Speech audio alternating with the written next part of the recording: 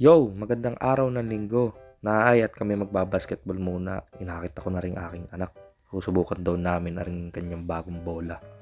Shoutout pala sa iyo paring Mandy and Maring Race Amandi. At kay Donard, salamat sa pagpapaunlak sa iyong kaarawan sa bumubuo ng Fix Up Dancers. Ala, naay at nagpakitang gilas na.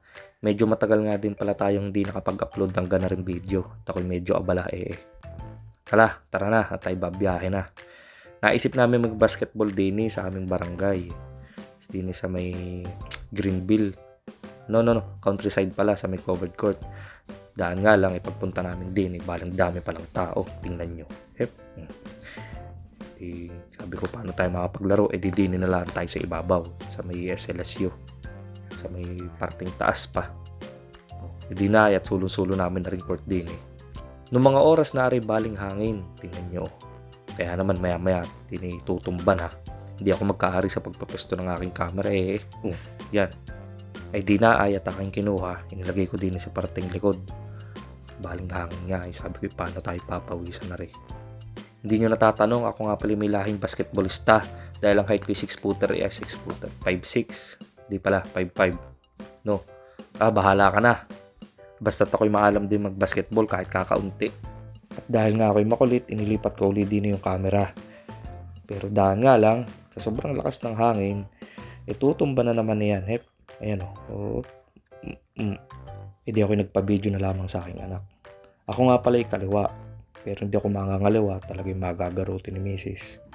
Ayan Idol ko nga pala si Mano Ginobili. Kaliwa yun tingnan nyo ha. Diba sala uli. Di sabi ko sa anak ko, anak, ikaw naman. Dribble din dribble doon. Di bagat shoot mana sa nanay Buti na lang talaga at binigyan kami ng pagkakataong makapag-basketball. Magandang panahon.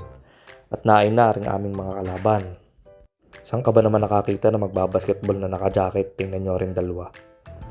Palibasa, malamig nga pala sa lokban kaya mga naka-jacket Medyo pass forward at rin mga huling score ko na. Di ba kami papektos pa At pagkatapos niyan, sila nag-shooting na lang. Hindi ako video na lang muna din sa gadli. Partida, half court pa. Hindi ko na talaga kaya maglaro ng matagalan. Masakit sa paa at ako'y medyo inahapo na nga Mga oras na yun, patapos na kami. Sabi ko, tara na. Okay. Oras. Sadyang napakahalaga ng oras. Mabilis lumilipas ang panahon. Maaaring di mo namamalayan sa sobrang pagkaabala natin. Tayo nananakawan na. Hindi man sa material na bagay, sa salapi, kundi sa oras o pagkakataon na dapat nakakabuo tayo ng memories kasama ang mga mahal natin sa buhay. Hindi na natin maibabalik ang mga panahon na lumipas na at huwag mong hayaang tumating yung mga araw na masabi mo yung salitang sana pala. May pagkakataon pa, change your daily routine, gawin mong balanse bawat araw, oras sa pagkakabuhay, oras sa pamilya. Kung maaari, mas bigyan mong diin yung sa pamilya. Dahil darating ang panahon na lahat ng mga masasayang alaala ay baon ng bawat isa. Inuulit ko, huwag mong hayaan dumating ang araw na masabi mo yung salitang sana pala. Kampay.